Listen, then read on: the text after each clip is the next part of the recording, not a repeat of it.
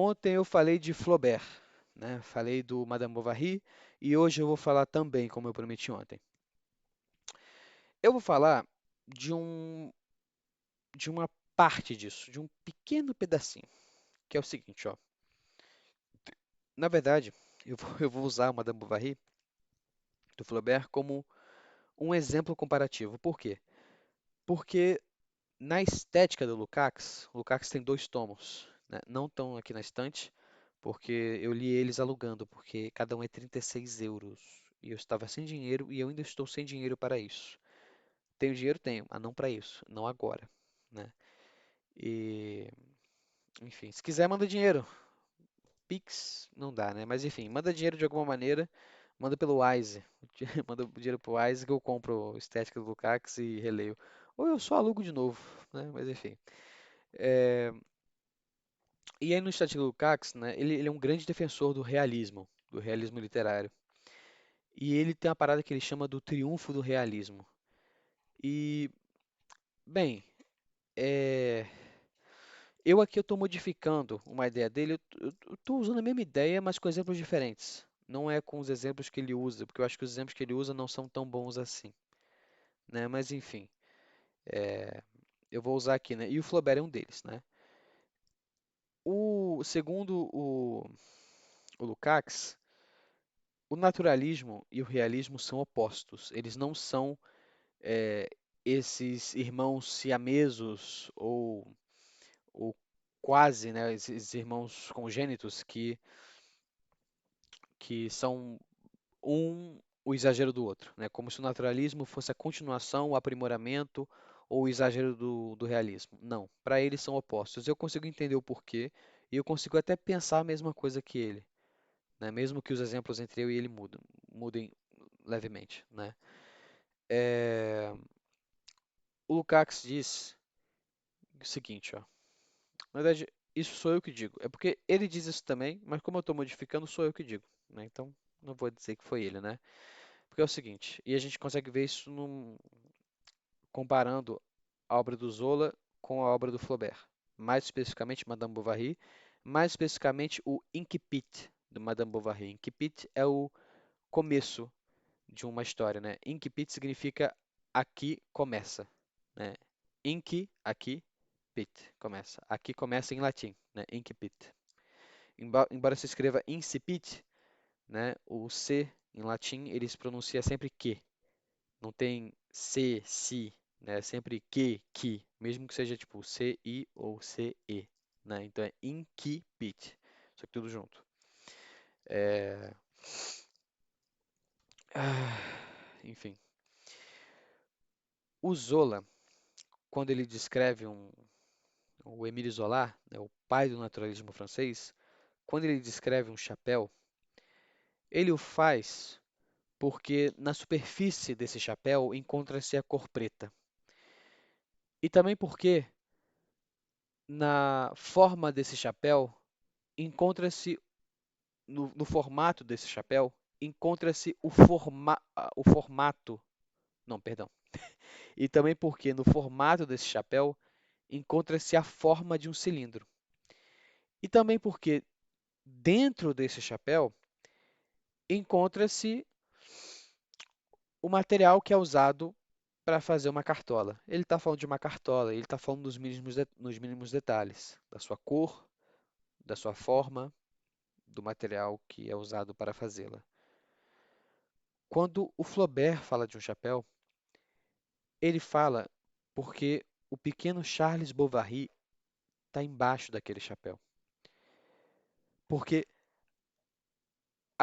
descrevendo o amontoado de trapos, de trapos amalgamados e costurados de maneira caótica e asquerosa, se assemelha à maneira como o Charles leva a própria vida, sem sequer se dar conta disso.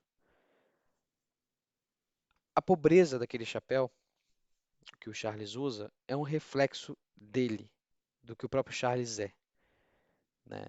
E, enfim, então o Zola, quando ele vai falar do chapéu, é porque Debaixo daquele chapéu tem um chapéu, que é mais complexo, né? Que é a mesma coisa, mas assim, você entendeu? Né? Debaixo do chapéu tem as propriedades dele, tem a cor dele, a forma dele, o material que é usado para fazê-lo, né? O processo de confecção, né? Debaixo do chapéu tem o quê? Tem um chapéu. Para o Zola é isso. Para o Flaubert, debaixo do chapéu tem alguém, tem um homem, tem um ser humano, né? Tem uma alma ali vivente. O que o, o que eu quero explicar com isso, né? Inspirado pelo que o Lukács quer explicar com isso também, embora ele use exemplos diferentes, né? É que o realismo ele é antropocêntrico. O realismo ele, por mais que vá descrever também em minúcias de detalhes as diversas coisas que existem no mundo, né? As diversas coisas prosaicas, enfim, ele vai descrever sempre mirando no homem, sempre tentando dizer, olha, isso aqui, né? Isso aqui reflete isso aqui. É um mundo que é feito de espelhos, né? Eles não vão perder tempo descrevendo aquilo que não remete ao homem, que não remete ao ser humano, né? Que não seja um reflexo da alma humana ou, enfim, um reflexo dos costumes, né? Dos modos, do pensamento do homem, da sua vida, enfim, né?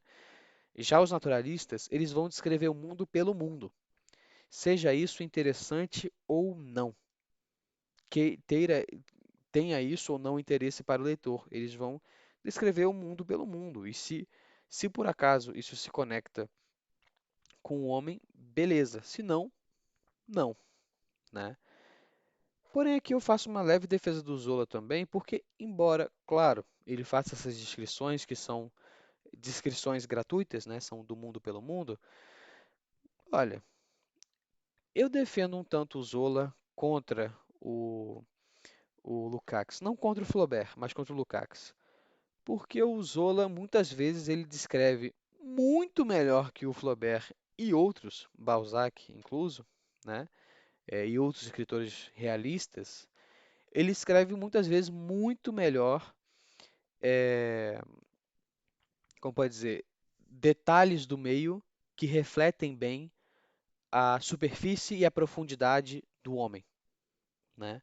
Do personagem ou dos personagens. Muitas vezes, de mais de um personagem de uma vez só. De vários deles, né? Muitas vezes até de personagens secundários, mas que, enfim, são interessantes mesmo assim, né?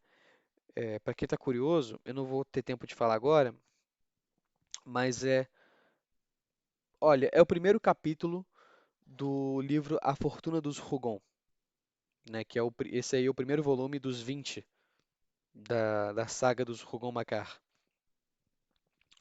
É o primeiro capítulo. Vocês vão achar um momento lá em que o Silver e a Miette, né, a mocinha e o rapazinho, o casalzinho, o jovem casal ali, que eles saem do cemitério da l'Air Saint-Mitre, né, que é o tipo área de São Mitre, né, de Santo Mitre, algo assim. Eles saem dali, daquele cemitério, e eles vão andando é, por um beco, mas não é um beco sem saída, é um beco qualquer, é um beco que tem saída, né? Eles vão andando por ali, por um caminho assim, por um beco, e ali uma das descrições mais substanciais, mais belas, mais interessantes e importantes que eu já li na minha vida. Estão ali. Eu não tenho tempo de explicar aqui, né? Mas vocês vão entender, é muito claro, é muito, muito fácil de entender. Assim, não tem uma ideia por trás, é aquilo ali mesmo. Lê aquilo ali, você vai ver o quão bonito é aquilo, o quão magnífico é aquilo. E é um autor naturalista, é um livro naturalista, não deixa de ser, né? Eu ainda, embora o Flaubert tenha feito muita coisa, tenha me impactado bastante também, eu nunca vi o Flaubert nem o Balzac, embora eu não tenha lido tudo deles, tá, gente? E também não li tudo do Zola, mas enfim. Do que eu li do Balzac e do Flaubert, grandes expoentes do realismo francês, eu nunca vi uma descrição que chegasse perto dessa do Zola, né? É, essa em específico, embora tenha outras, mas muito mais essa do que qualquer outra, né? Enfim. E cara, eu lembrei agora, eu tinha planejado outra coisa para o próximo vídeo, para o vídeo de amanhã, mas eu lembrei agora de algo muito interessante que está conectado com essa maneira que o Zola tem de descrever as coisas, que já era um vídeo que eu queria fazer, mas que eu não estava planejando fazer e que eu vou fazer para amanhã, né? Vocês vão ver amanhã, que tem a ver com descrições gratuitas, né? Será que dá para fazer um livro, ou mesmo toda uma poética que gira em torno de descrições gratuitas? Será que tem algo de interessante nisso? Bem, vocês vão ter que descobrir, né, no próximo vídeo. E para isso, se inscreve aí, ativa o sininho, dá um joinha, comenta o que achou e aguarde, porque amanhã tem mais. Tá? Então, até mais.